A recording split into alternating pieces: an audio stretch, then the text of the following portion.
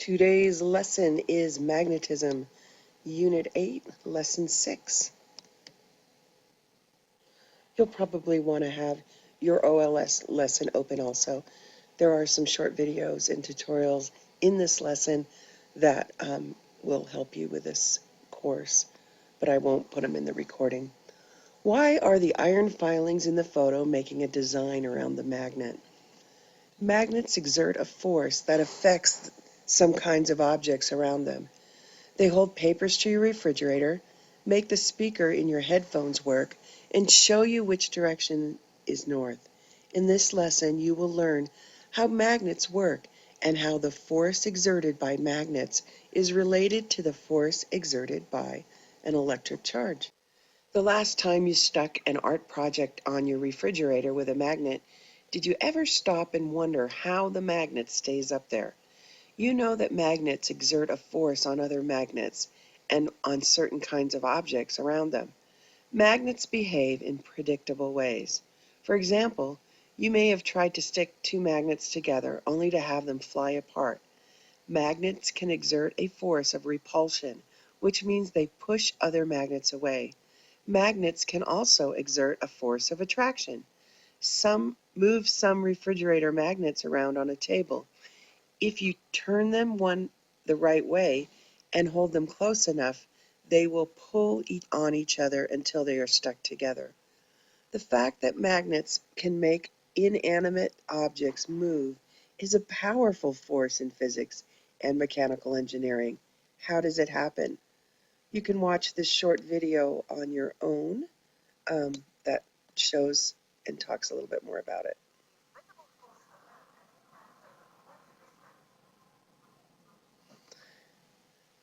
The type of magnet you will most likely use in science lesson is a bar magnet. Bar magnets are simply pieces of magnetized metal. All bar magnets have two ends that either attract or repel other magnetic materials. These ends are called poles and are normally referred to as the North Pole and the South Pole. Every magnet has both a North Pole and a South Pole. These are called magnetic poles. Play the animation on screen and see what happens to the poles when you cut the magnet in half. An electrically charged particle can occur with a single positive or negative charge, but no matter how you might slice up a magnet, if it has a south pole, it will also have a north pole. Magnetic poles always occur in pairs, which is why magnets are said to be dipolar.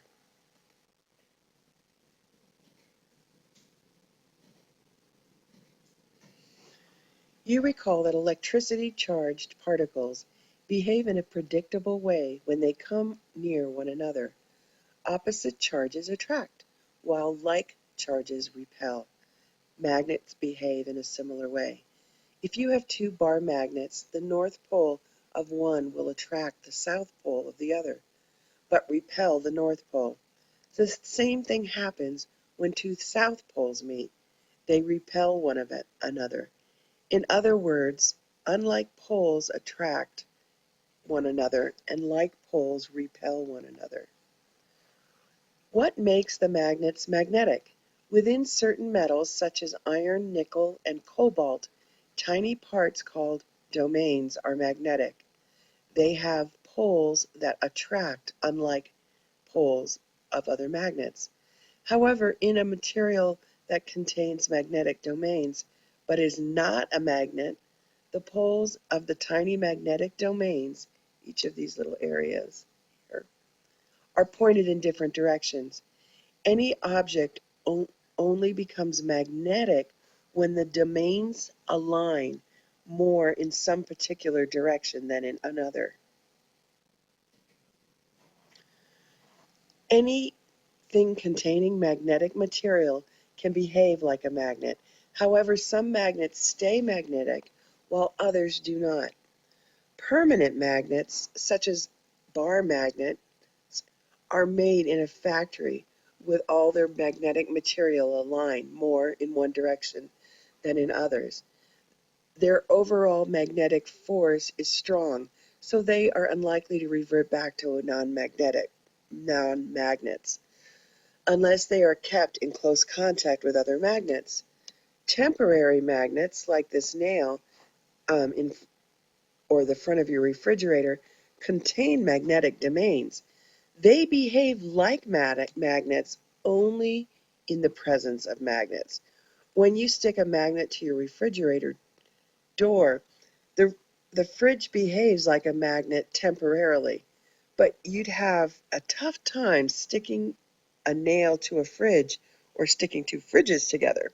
These items alone do not exert a discernible magnetic force. Two magnets are at work in each picture.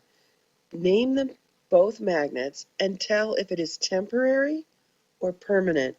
Remember the example of the refrigerator and the magnet to help you through answering these. The first picture shows a magnet. This is called a horseshoe magnet, and some nails. Which is the permanent and which is the temporary?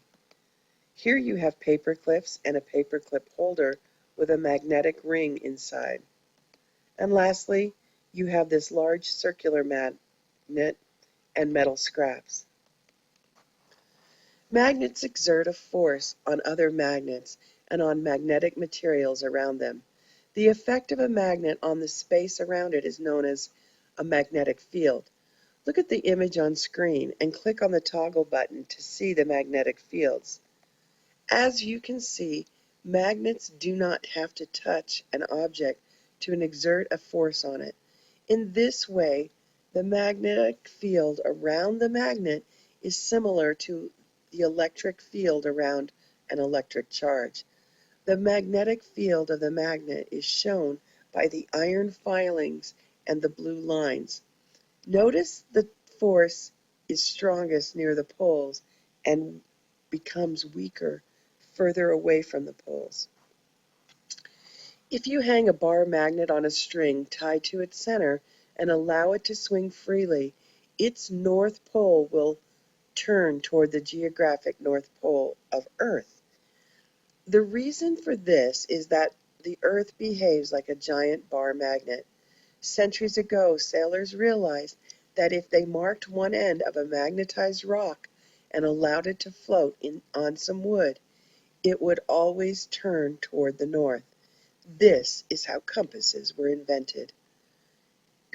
Does that seem strange to you? If like poles repel, why would the north pole of a compass be attracted to the Earth's geographic north pole? If you can't figure it out, you can click on this answer here. Stop the recording and read through. Here's a picture of a compass, in case you weren't familiar. And here's an interesting fact about Earth's magnetic poles. By now, you may have begun to notice that magnetic domains have a lot in common with electric charges. Opposites attract, likes repel. Both act on other objects at a distance. Magnetic domains and electric charges do behave in similar ways, but there are also some important differences that you should be aware of. We will explore the relationship between electricity and magnetism in upcoming lessons. Please make sure you write in your notes what the similarities so far are between the two. You are now ready to do the review lesson on this lesson. Look in your student pages for the Unit 8 Lesson 6 and complete the activities. Once you've done that, you'll be ready to go on and look at the Explore. Here is an activity that you can do, and if the materials were provided in your science kit. Then you'll be ready to take the assessment. Good luck.